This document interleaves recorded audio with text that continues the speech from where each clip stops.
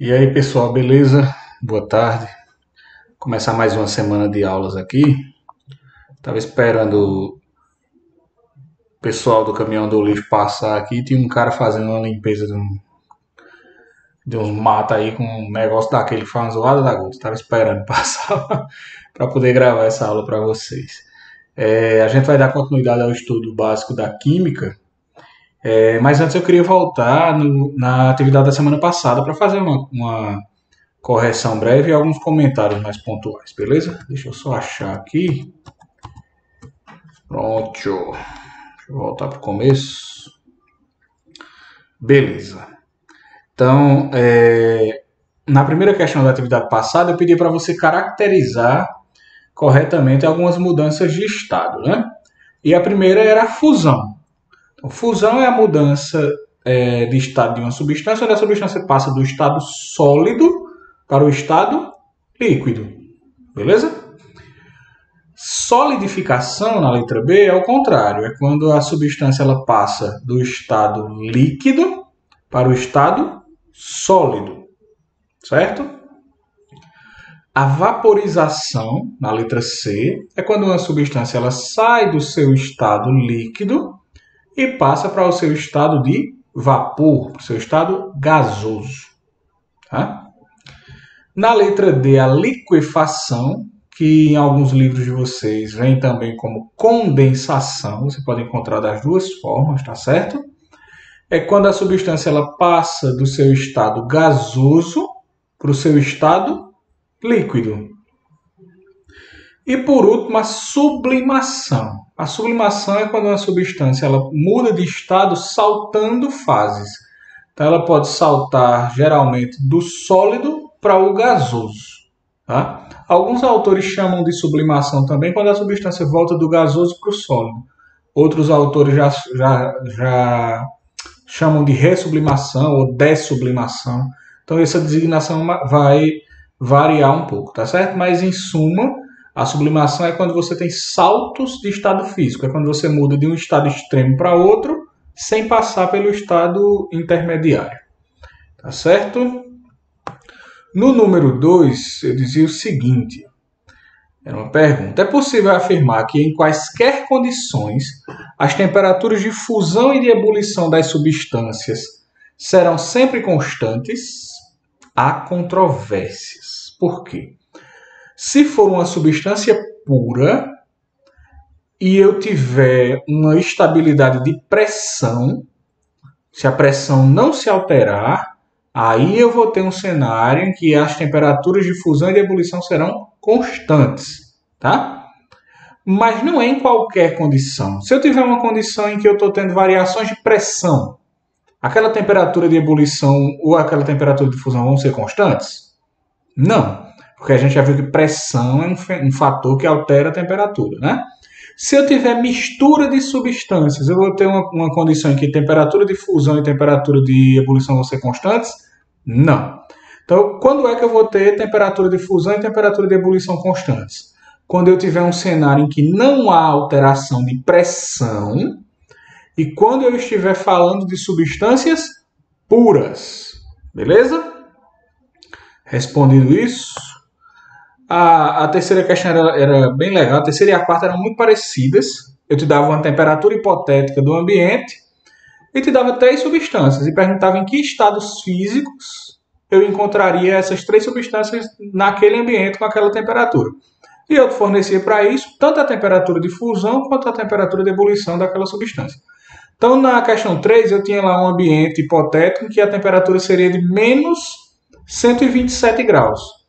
E eu perguntava para você em que estados físicos eu encontraria nesse ambiente a água, o mercúrio e o metano.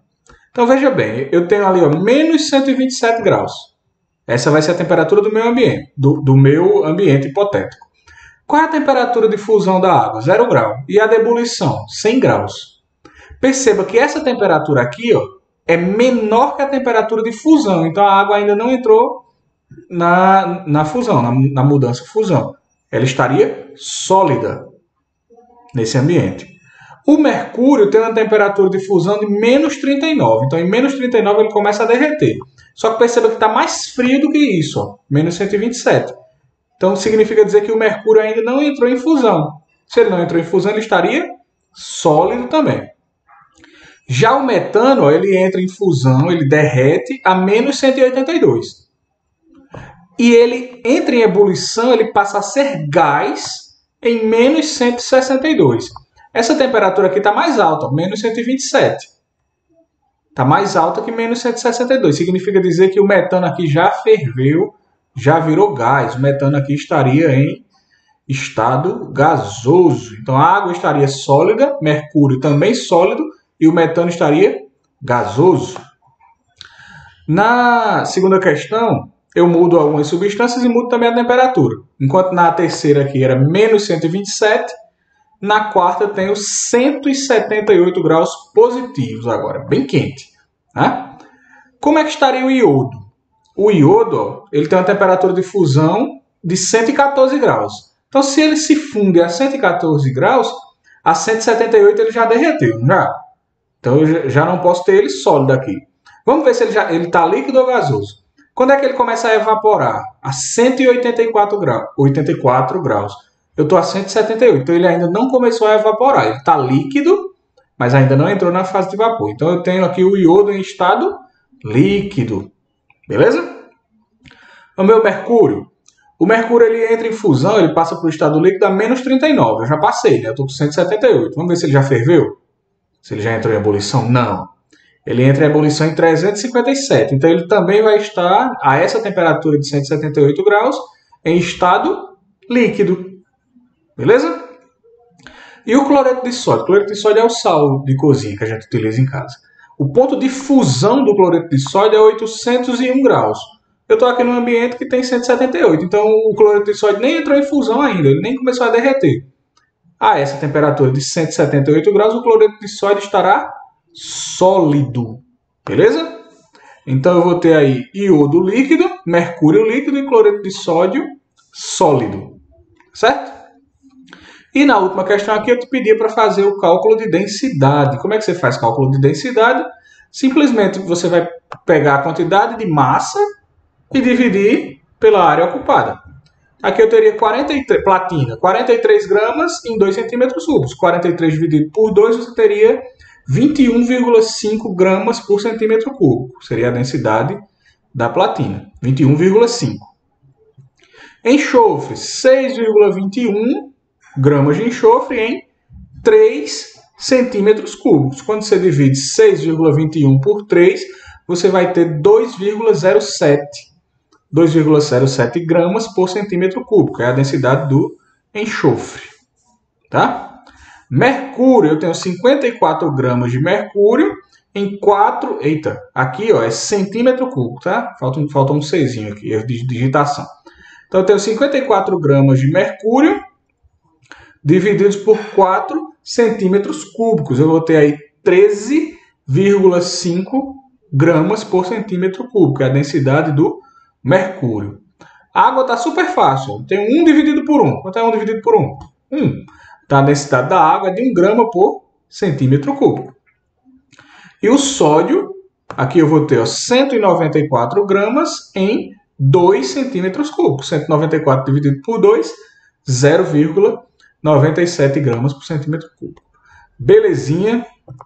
Dito isso, a gente vai para a aula de hoje, que é sobre substâncias. Deixa eu achar a aula de hoje aqui. Substâncias e misturas, beleza? Então, na química, a gente consegue separar a matéria em 2 grandes grupos, que são as substâncias ditas puras, essas que a gente viu que tem densidade constante, que tem ponto de temperatura de fusão, temperatura de ebulição constante, substâncias puras, e as misturas. Misturas são substâncias compostos, na verdade, são matérias compostas por mais de um tipo de substância ali presente. Tá certo? Então, em resumo, a matéria pode ser dividida em substâncias e em misturas. E as substâncias, por sua vez, muitos autores também chamam de substâncias puras, podem ser substâncias puras simples ou substâncias puras compostas. E as misturas, elas podem ser misturas homogêneas ou misturas heterogêneas.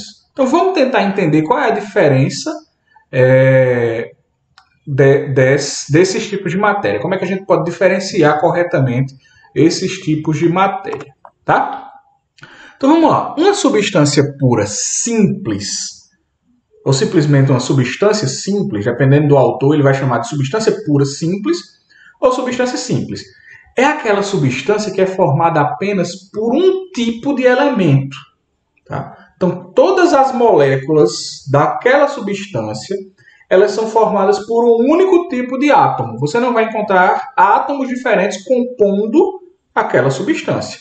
É o caso, por exemplo, aqui do gás hélio. No gás hélio, eu vou encontrar apenas átomos de hélio.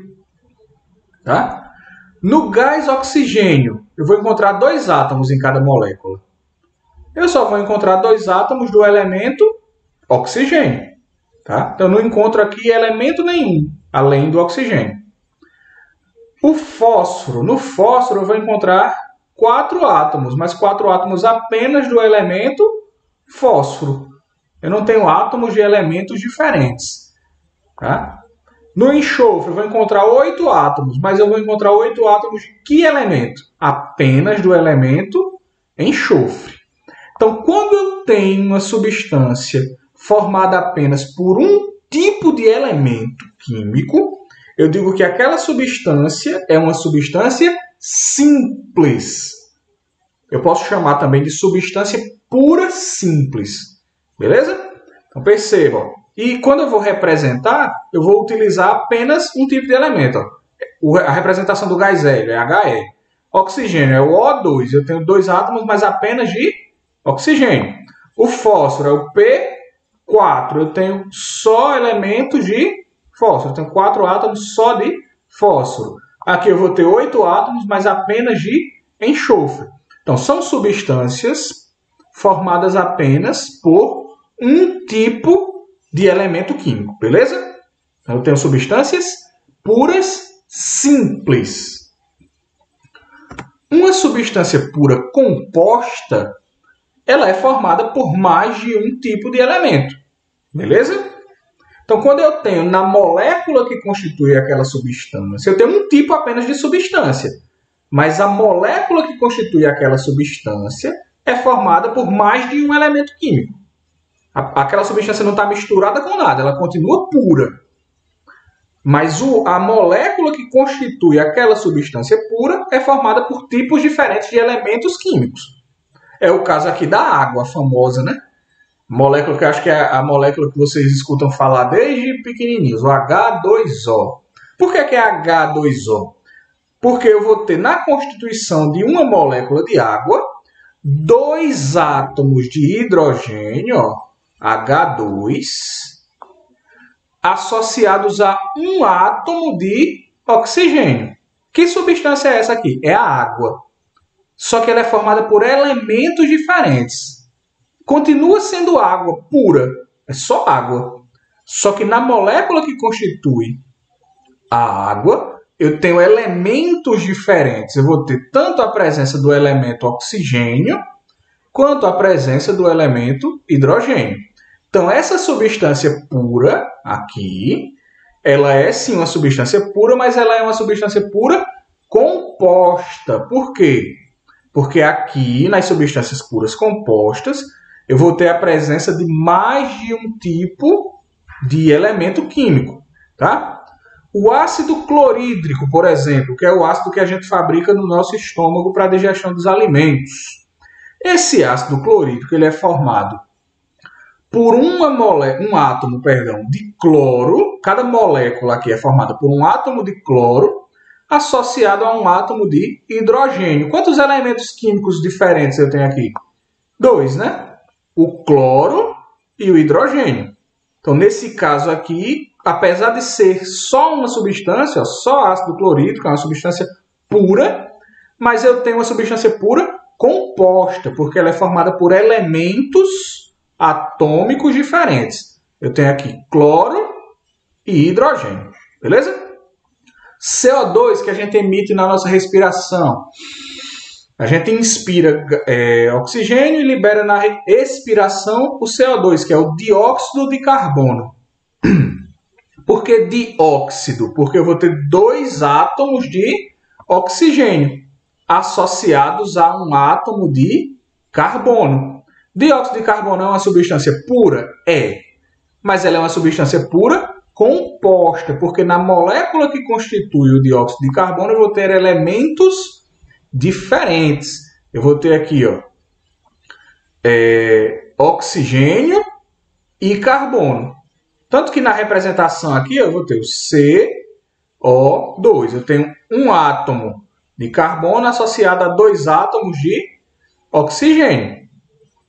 E no etino, que é um composto químico, eu vou ter aqui associados 2 átomos de carbono a 2 átomos de hidrogênio. Tá? O etino ele deriva da quebra de um álcool chamado etanol. Depois vocês vão ver isso mais à frente. Beleza? Então, perceba, como eu tenho elementos diferentes, apesar de aqui eu só ter etino, moléculas de etino,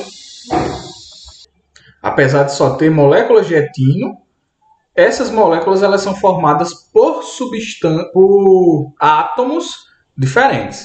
Beleza? Cuidado para não confundir uma substância composta com uma mistura. Aqui eu não vou ter mistura nenhuma. São todas substâncias puras. Aqui eu só tenho água. Aqui eu só tenho ácido clorídrico. Aqui eu só tenho dióxido de carbono e aqui eu só tenho etino. Eles não estão misturados, associados a nada. São substâncias puras. Mas como essas substâncias puras são formadas por elementos diferentes, então eu tenho substâncias puras compostas, diferente de substâncias puras simples, beleza? Aqui, nas simples, só tem o hélio, só tem oxigênio, só tem o fósforo, só tem enxofre. Mas como essas substâncias são formadas apenas por um tipo de elemento, eu chamo elas de substâncias puras simples. Já essas aqui, como eu tenho associação de elementos diferentes para formar aquela substância, eu digo que essas substâncias são substâncias puras compostas. Beleza? Isso é diferente de uma mistura.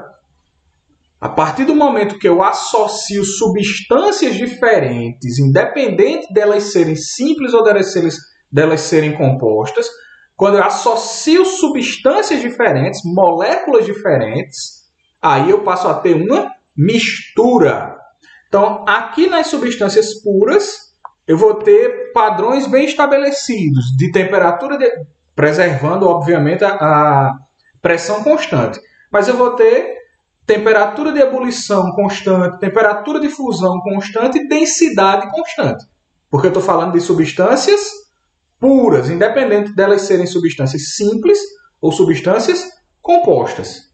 A partir do momento que eu associo moléculas diferentes, que eu produzo uma mistura, essas propriedades de temperatura de ebulição, temperatura de fusão e densidade começam a sofrer modificações. Então, nas misturas, aquele cenário de estabilidade na temperatura de fusão, estabilidade na temperatura de ebulição e estabilidade na densidade vão começar a variar, dependendo da quantidade de substâncias, da proporção de substâncias que eu associo na minha mistura, beleza? As misturas, por sua vez, elas podem ser classificadas de 2 modos. As misturas chamadas de homogêneas e as misturas chamadas de heterogêneas. O que é uma mistura homogênea?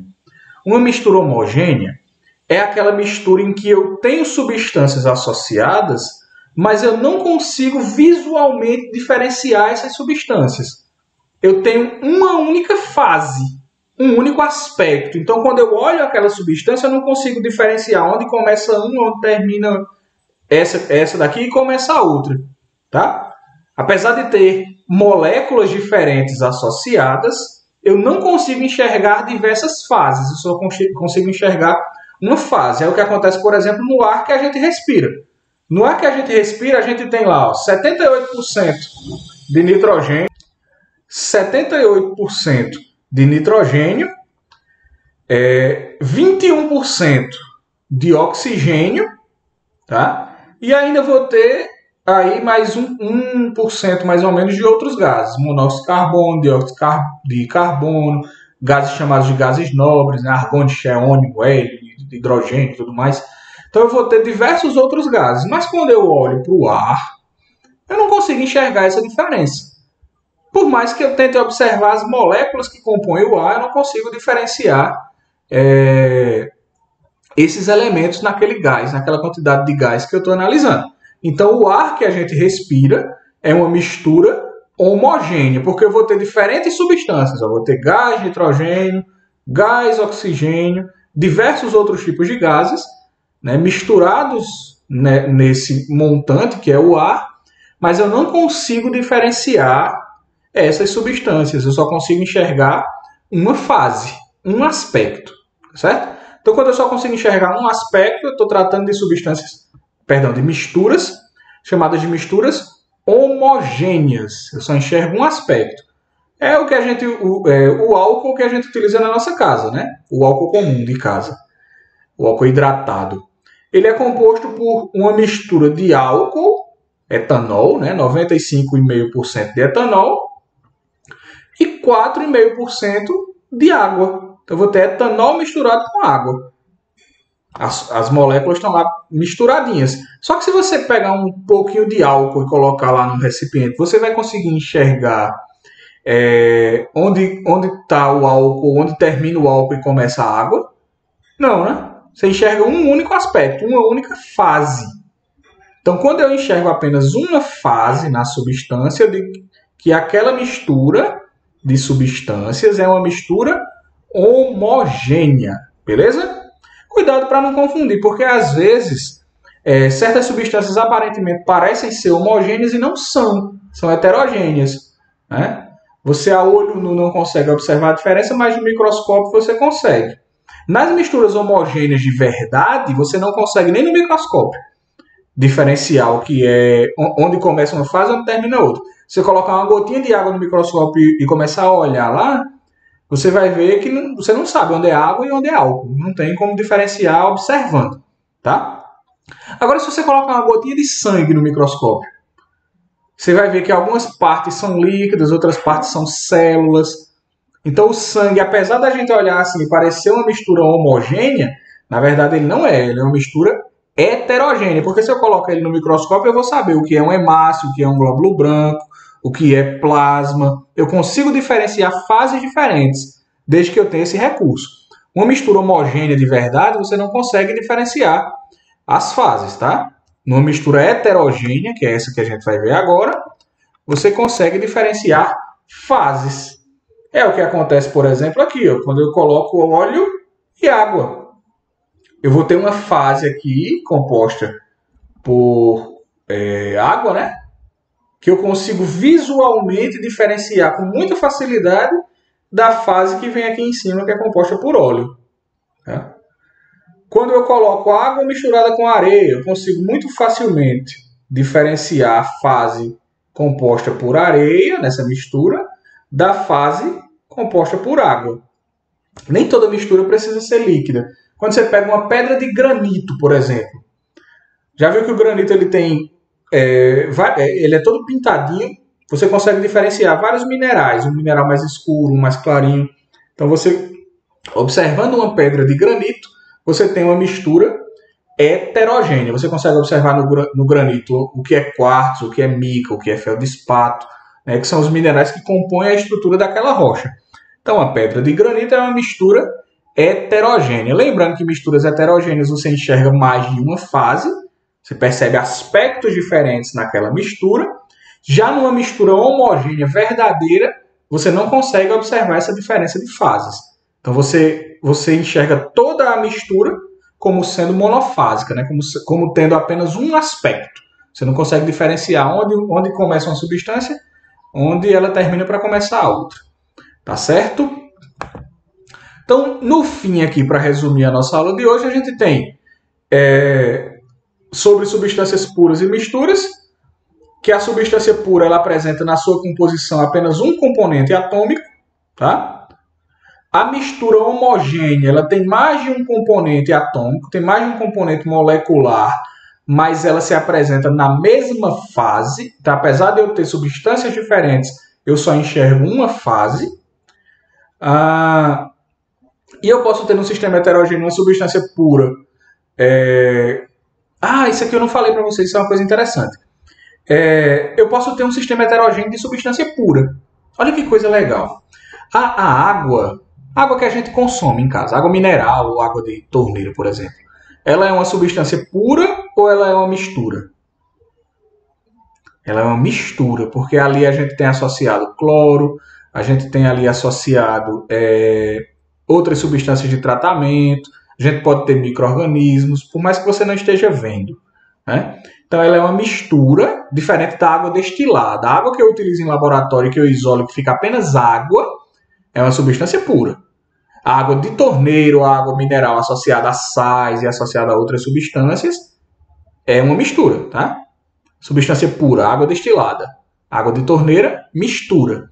Só que essa mistura é uma mistura homogênea. Se eu pegar um copinho de água lá, eu não consigo diferenciar o que são sais minerais, o que é cloro, o que é água, o que são micro-organismos. Não consigo diferenciar, pelo menos a grosso modo. Agora, eu posso ter só substâncias puras formando um sistema heterogêneo? Posso. Se eu pego, por exemplo, água em estados físicos diferentes, se eu pego água pura, água destilada, e parte dessa água destilada eu congelo, e depois eu coloco lá a água destilada e as pedrinhas de gelo em cima, eu vou ter ali uma mistura ou uma substância pura? Eu vou ter uma substância pura, mas uma substância pura heterogênea, porque eu consigo diferenciar as fases. Olha que legal. Eu vou ter uma fase líquida, apesar de não ser uma mistura, né? Eu vou ter uma fase líquida e vou ter uma fase sólida. Então é uma substância pura, mas em um sistema heterogêneo, graças às diferenças de estado físico, tá certo? Numa mistura heterogênea verdadeira, eu consigo diferenciar facilmente as fases. Tá? Então posso ter mais de uma fase.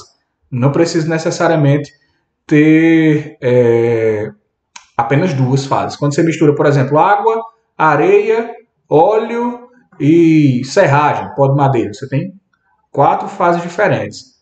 Você pode associar uma substância aí e formar dentro desse sistema heterogêneo um sistema homogêneo? Pode.